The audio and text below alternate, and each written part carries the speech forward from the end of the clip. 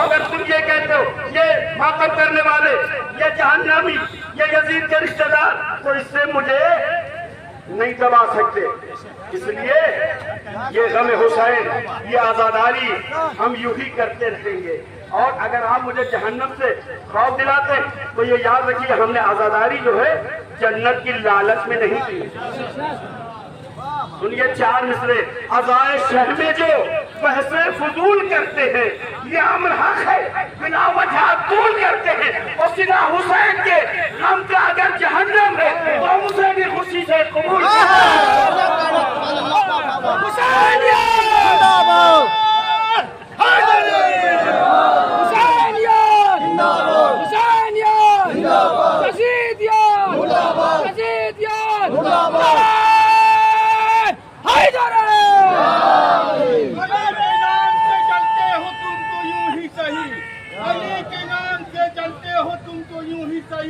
قدم قدم پہ علی کے میں گیت گاؤں گا.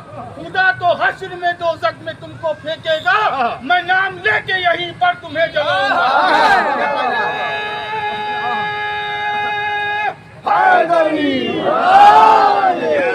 معاملہ حسین کا ہے، معاملہ حق کا ہے، اور ان کے فضائل ان کے گھرانے سے نہیں اترتے. یاد رکھیے اس کے لیے شرط ہے، رسول اللہ نے شرط لگائی ہے. کون آل محمد کی فضیلت کو بیان کر سکتا ہے اور کون نہیں بیان کر سکتا ہے؟ کون آل محمد کی فضیلت کو سن سکتا ہے، کون نہیں سن سکتا ہے؟ سنیے، کون سن سکتا ہے اور کون بیان کر سکتا ہے؟ کون نہیں سن سکتا ہے اور کون نہیں برداشت کر سکتا ہے؟ سنیے عزائے شہر میں جو ویسے حضور کا تک صلاۃ دے محمد و آل محمد. سنیے، حق بات جو ہے یہ سنے وہ عزادار جو سولی پر بھی چڑھنے کے لیے تیار ہے، حق پر بولنے کے لیے. وہ عزادار سنے، حق بات جو ہے اس کی نفی کر نہیں سکتا. حق بات جو ہے اس کی نفی کر نہیں سکتا. مولا کے فضائل میں کمی کر نہیں سکتا. سنیے کیوں یہ ہم فضائل میں کمی کیوں نہیں کر سکتے؟ مولا کے فضائل میں ہم بات جو ہے اس کی نفی کر نہیں سکتا. مولا کے فضائل میں کمی کر نہیں سکتا. کیوں نہیں کر سکتا؟ اس کے لیے بات کیجیے، نسل ہے لازم، بد نسل کبھی ذکر نہیں کر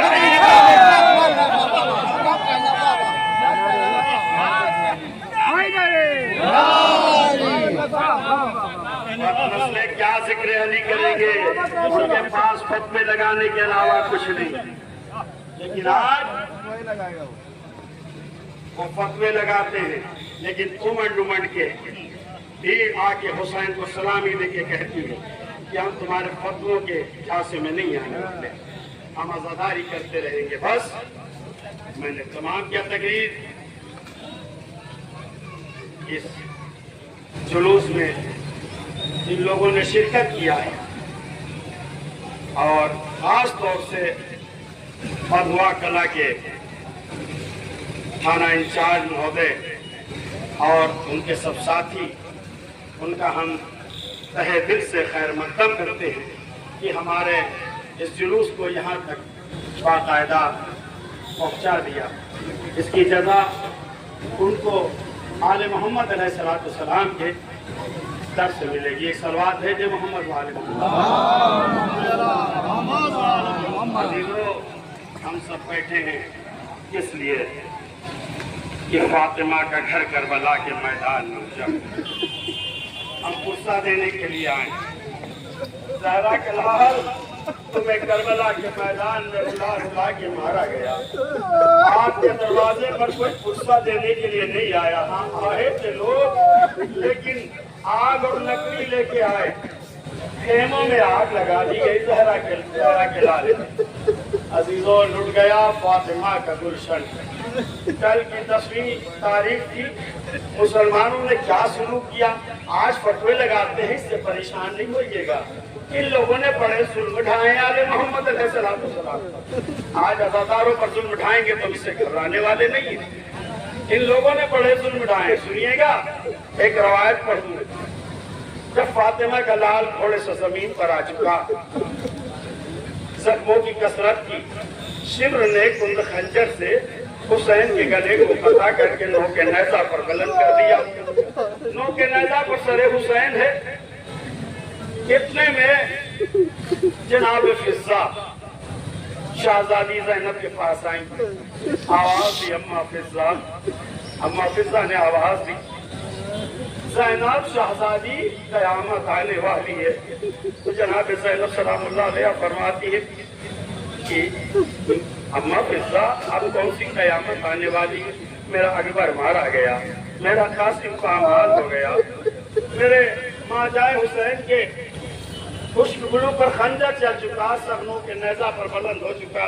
ए अम्मा फिजा अब इसके अलावा कौन सी कयामत आने वाली है? कहा शहजादी इससे बड़ी कयामत है। कहा वो कयामत कौन सी आने वाली है? कहा अभी पिछले साथ ने ऐलान किया है कि घोड़ों की नालबंदी की जाए और मजलूमों के लाशें घोड़े लौटा दिए जाए। ये भी मुसलमानों ने किया आले मोहम्मद के साथ, जिनकी लाशों पे घोड़े लौटा दिए गए। बहन 70 कदम से देखती रही, हुसैन का लाशा पामाल हो गया। हाँ सादारो, रवायत बताती है बस आखिरी फितना मसाइब का जितना गिरिया हो सके कर लीजिएगा, इसलिए ये जो अगले बरस हम है और ये बरस है तो चल बसे तो ये अपना सलाम आखिर है। फातिमा के लाल हमारे पुरसे को कबूल कीजिए, ज़रा हमारे पुरसे को कबूल कीजिए। देखिए लाशें जो पामाल हुई हैं तो बाज रवायत के एतबार से 5 लाशें पामाल हुए। सबके वरसा लाश को उठा के लेके चले गए, लेकिन 5 लाशें पामाल हुए। पहला लाशा वो लाशा है कि जो 2 मरतबा पामाल, एक मरतबा जिंदगी में कोड़ों की चाकू से पामाल के दिल भर का लाशा। दूसरे 2 लाशें जो पामाल हुए वो शहजादी ज़ैनब के 2 बेटे थे और मोहम्मद, जिनका कोई पूछने वाला करबला के मैदान में न निकला। चौथा लाशा खुद मजलूम करबला का। 5वां लाशा बताऊं, अगर सुन के बर्दाश्त कर सकिएगा तो बर्दाश्त करिएगा। 5वां लाशा कौन था जो पामाल से मेहरबा हुआ? सुनिए, वो रबाब के चश्मा है अली अल्लाह का। यही एक मैया की हुसैन ने सिर पे दहन कर दिया था। ऐसा ना हो कि घोड़ों की चाकों में सबसे मेरा बच्चा आके गिरे के घर में करबला को बिखर न जाए।